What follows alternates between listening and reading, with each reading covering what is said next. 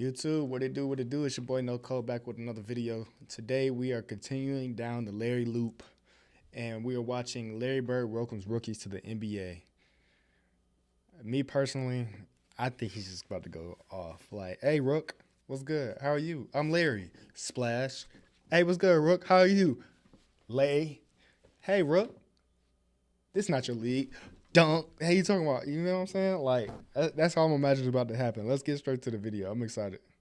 Everyone has their first moment in the league they still remember. Everyone starts out as a rookie, and when you're a first-year player, whether it's a trash talk exchange, getting owned by a more experienced player, or scoring your first point in the league, those memories stay with you forever. NBA rookies are also not above being starstruck by sharing the court with players they grew up watching. Considering that, things might get even worse when that vet player who's welcoming you is the trash-talking GOAT himself, Larry Bird. Welcome to the Squad Dawkins channel. Here we break down the best welcome to the NBA Larry Bird stories. With the number of players he trash-talked and took to school, if the NBA ever introduces a trash-talking award, it should be named after Larry Bird. The guy was just peerless when it comes to mind games, as rookie Eddie Johnson found the hard way. Eddie Johnson guested on the Rex Chapman Show published on BasketballNews.com YouTube page. He shared the legendary trash-talking and beating he received from the legendary Celtic legend. He was always talking so much trash to me, and he taught me how to trash talk. I mean, Larry Bird basically taught me how to trash talk. And so there's one game in Boston, he just worked me over, man. Like, I went out for the jump ball, and it was my second game of my career, and Cotton Fitzsimmons started. And I'm scared to death already. You know, not just a Bird, but, you know, I played against McHale in college, so he was cool. But Robert Parrish, I mean, Dennis Johnson, I'm looking at all these dudes, man, and I'm intimidated. I had played against Danny Ainge in college. So, but Bird walks out at the jump, and the veterans on my team said, Eddie, just don't pay attention to him. Fine. So I mind my own business on the jump, and he walks out, and he just stands next to me, and he leans over and he looks at me. And I didn't pay him any attention. He said, do you honestly think you gonna guard me, motherfucker? Curse that. Like, what? I just didn't say nothing. Then he stands up and he looks over at our bench and he looks at Cotton. You all think this rookie gonna guard me? Man, I'm gonna bust you up, just right in my ear. And I'm just looking forward. Wild. I'm like, and so by that time, all the guys on the floor is just cracking up, even my teammates. So I'm like, would this official please throw this ball up? So the official couldn't throw the ball up because there was something going on the side. So then finally he walks around, stands in front. He said, I'm gonna tell you something right now. I'm gonna wear your ass out. Hey, and then I looked at him, I said, I'm here, don't worry about it. I said, you ain't intimidating nobody. I said, I'm from Chicago, where you from? He started laughing. Game starts, and he's just wearing me out, okay? And I'm trying to go back at him. I'm shooting bricks. And in the fourth quarter he was in, it was late. Game was kind of close. And he came down, he said, you talking all that junk. I bet you can't do this. And he raises up from Steph Curry range. And he shoots an air ball. And I look at him, he like, that don't matter. It's the fact that I can do it and stay in the game. I bet you can't. I'm like, okay. So, dang. That stuck with me. Johnson's story is not the first nor the last we will hear connected to Larry Bird welcoming rookies to the NBA. During his rookie season in 1982-83, Dominique Wilkins walked over to four-year pro Larry Bird right before tip-off. Bird, of course, was having none of it. That was the first time Bird ever talked trash to me. It was my rookie season, my first game I ever played against him. What'd he say? I can't even tell you what he said. My first year, I'm excited. I'm playing against Larry Bird. I go shake his hand, he wouldn't shake my hand. Back then, guys just... You wouldn't shake your hand? Wouldn't shake my hand. He would look at me and just nod, right? And I was like, well, maybe he's just getting into the game. It didn't end just without acknowledging the rookie Wilkins. Bird continued hitting him with the trash talk. And so the first time I'm guarding, he said, you don't even belong in this league. He shoots a three. Wham! I said, okay. Next time he comes down, he said, I don't know why they got you guarding me. He hits another three. Now I'm really I'm really mad now. Right. He's coming down the court, and I'm guarding him. He looks at me, he said, I don't know why they have you guarding me, Holmes. And he shoots the three. Now, I wasn't upset he made the three. I said, but this son of a gun just called me Holmes. And so I never forget that one thing, though, man. I'm like, I was so hot. You know? Right. Another former All-Star that got a nice welcome by Bird was the Seattle Supersonic Shawn Kemp. Kemp found out the hard way just how ruthless of a trash talker Bird was when he faced him as a rookie in 1989. I'm gonna keep this real with y'all, man. My ass got busted real early, man. I came into the league, man. I was 19. You know how some of them vets, man, they play you to the team, man. I got played down in Boston one night. We was playing Boston Celtics. So the great Larry Bird, I didn't really know much about it. You know, I'm from Indiana, Larry's from Indiana. I knew about the history of Larry, but I didn't realize how he really got down. Larry gave me 50 and 3/4. He was hitting everything. And he talked to 50 me and the 3/4 game. is insane. Well, first of all, he asked me to jump ball. He said, "You the cat that broke all my records in high school, right?" And I was like, "Yeah, that's me." He goes, "Yeah, you're the one that used to jump my brother too, right?" Like Eddie. And I was like, "Yeah, that's me." He said, "I got you tonight." So every shot he was calling, at the defensive end, he would tell me, he was like, "When I get down to the other end, I'm gonna pump face you, get a hand one on you, look at you, go off the glass."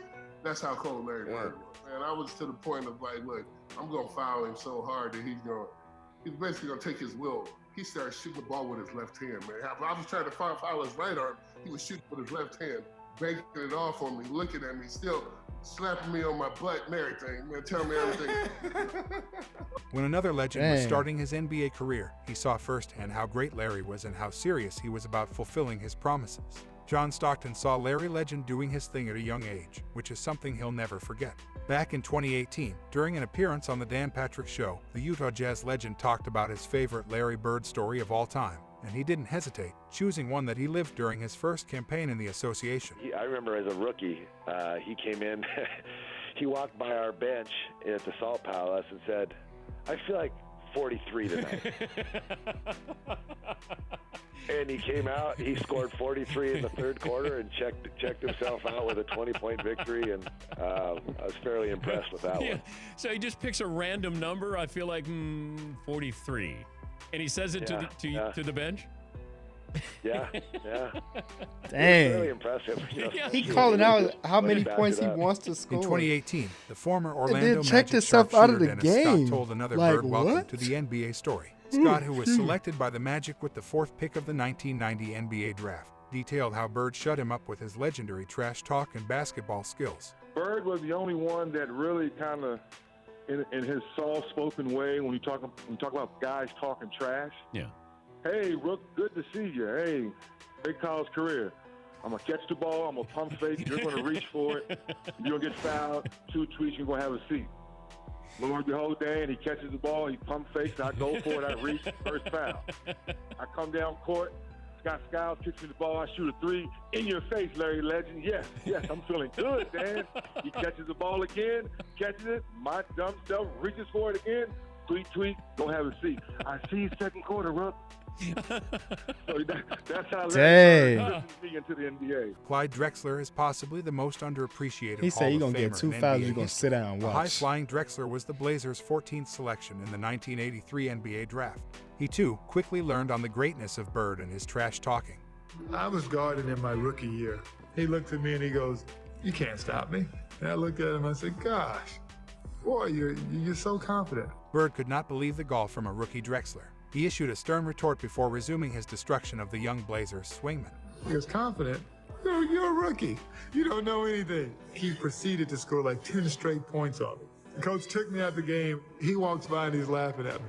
Essentially, Drexler rivaled Bird as one of the league's elite wings and took Larry Legend's spot as one of the very best when the Celtics star retired in 1992. Still, despite his eventual place among the game's top stars, Clyde learned almost immediately never to speak back to Bird. In 1992, the best players from various colleges were called in to face the Dream Team for their first scrimmage. Future All-Stars Chris Webber, Penny Hardaway, Allen Houston, Grant Hill, and Jamal Mashburn were part of the team dubbed the College All-Stars. Webber, who won the Rookie of the Year award in 1994, was given a stern warning by Larry Legend before the game. By Webber, Bird told him to make sure he's getting his sleep because tomorrow Bird is going to bust his ass, and that he is going to remember it the rest of the week. Another angle to the Bird in the 1992 College All-Stars was brought by Jamal Mashburn. According to Mashburn, he, along with Webber, Houston, and Rodney Rogers, was given first-hand experience of Larry Bird's trash talking the very first time they met Larry Legend. And Larry Bird, you don't realize how big Larry Bird is until you stand up close to Larry Bird. He walked by us and he says, "Y'all those college guys?"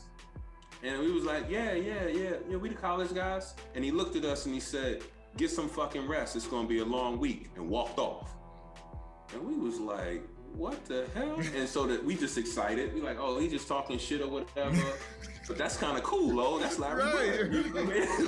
You know who we are. But he ain't call us by Chris Webber and Jamal Mashburn. He's like, y'all them college kids. And then something happened. We're sitting there and we get back to the hotel. Rodney Rogers says something to, it's a group of them. It's Larry Bird, Magic Johnson, and everybody's shooting the shit. And Rodney Rogers said, "Hey, Larry, you ain't hit a jumper since '84. Magic heard that shit.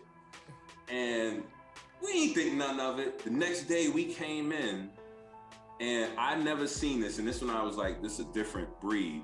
Magic Johnson fed Larry Bird the ball probably about 8 times in a row down court. Larry Bird got the ball on Rodney Rogers, and every time he was about to make a move, he told him what he was going to do. One dribble, pull up, going left, off glass. One dribble, going right, spin, shot, bucket.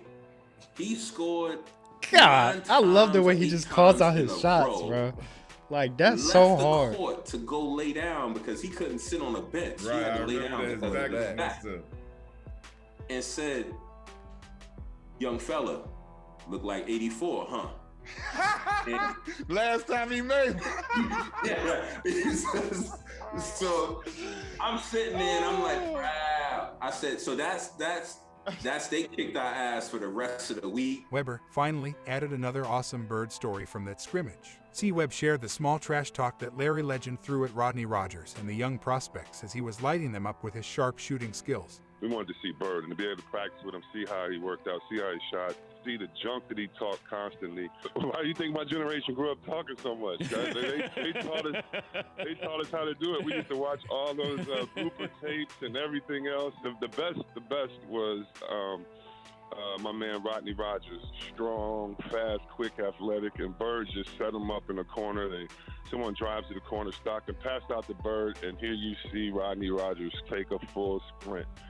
And I'm talking about, you know how Zion blocked that shot a couple weeks ago? Yeah. That's where where Rodney Rogers came from. Except, unlike the young kid that shot the shot, in the middle of him being in the midair, Bird says, "Welcome to the parachute club, rookie," and watches him go by him, shoots the ball, and the parachute club is insane. He shot it and just kept walking down, like shaking his head, like these dumb youngsters, they'll never get it. For Bird, it didn't matter if you were a future legend like Dominique Wilkins or John Stockton, or someone who also repped his home state of Indiana, or just a white guy, you got treated by Larry Legend, even if it's your first experience in the NBA. Tell us in the comments, who is the best trash-talking player in the NBA right now? If you enjoy this video, hit another W. Larry video. Man, it really bothers me that I couldn't see any of this live, man. Like, oh my gosh. He's something else. He's hilarious. He's athletic. He's for him, athletic is a different type of meaning of it. It's not like LeBron. It's not like Kobe. It's not like, John Morant. Like, none of them. You know what I'm saying? He's his own type of athletic. Like, the way he moves his body is, I can't explain it. But Larry is that man. I ain't gonna lie. So, yeah, I'm gonna keep watching. Hope y'all keep watching me watching. And we're gonna get to another video soon. Make sure y'all hit a thumbs up. Drop a comment on the video. If y'all have any videos y'all want me to react to, I'm definitely been checking every single comment that I've been getting because I've just been so like happy and enjoying the moments that I'm getting right now. And I hope to continue to get them.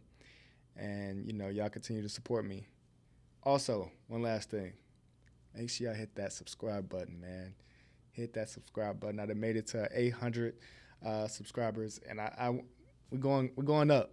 2024, I said it was going to be my year, and I'm holding my word. Y'all stay tuned. Have a good one. Peace.